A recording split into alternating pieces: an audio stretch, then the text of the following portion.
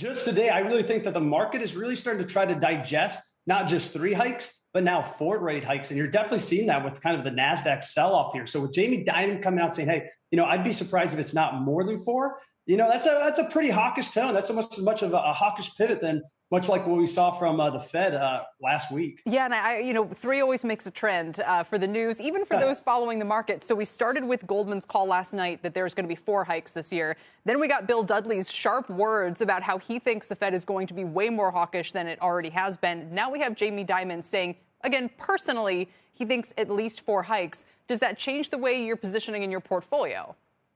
No, yeah, it definitely does. Because like I said just a moment ago, I think the market's just digesting four rate hikes now. So if we get more than four rate hikes next year and, we might get a faster liftoff and some reduction in the balance sheet, I think we would definitely be paring back on some of the highly valued tech and healthcare names that we're probably a little bit overly exposed to right now. So that would definitely make us change our positioning. But do you want to change a position? Do you want to close the door after the horse has already left the barn? You know what I'm saying?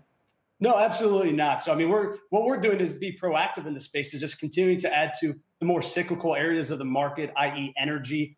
We've actually never been this bullish on banks than what we've ever been. We've always been underweight banks. But over the last 3-4 months, we continue to add to banks to actually where we are now more equal weight relative to the market. So that's how we're being proactive there, by adding to that space instead of detracting from some of the higher valued areas of the market. It's a tough call. I'm glad I don't have to manage money, because I can sit here and say with everybody, yeah, the Fed's behind the eight ball and they have to catch up to it.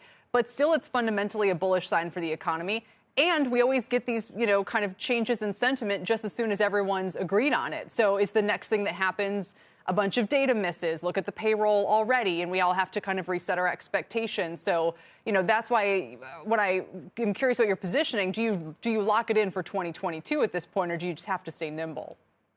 I think we have to stay nimble. Exactly what we saw last year is really the playbook. You saw a bifurcation in the market. Hey, we want to be cyclical. We want to be defensive. And, you have to be very tactical in that type of environment, because underneath the hood of the market last year, majority of the stocks in the S&P 500 saw a correction above 10%.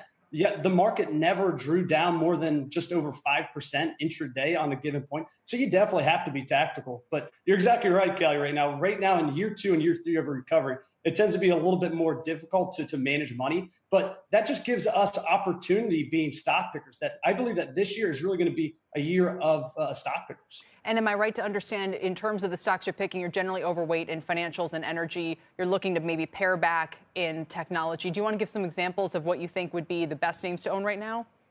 Yeah, I think that the market has somewhat been a little bit draconian on the sell-off in the high-quality growth stocks, because I think this is actually kind of an attractive buying opportunity for names, say, like Adobe, Intuit, Salesforce. I think names that have really been caught in this fire sale that we've been seeing from the NASDAQ, which may be close to hitting a correction territory today. But, I think on the other hand, we believe that some areas of the market of the tech space actually deserve this recent price movement.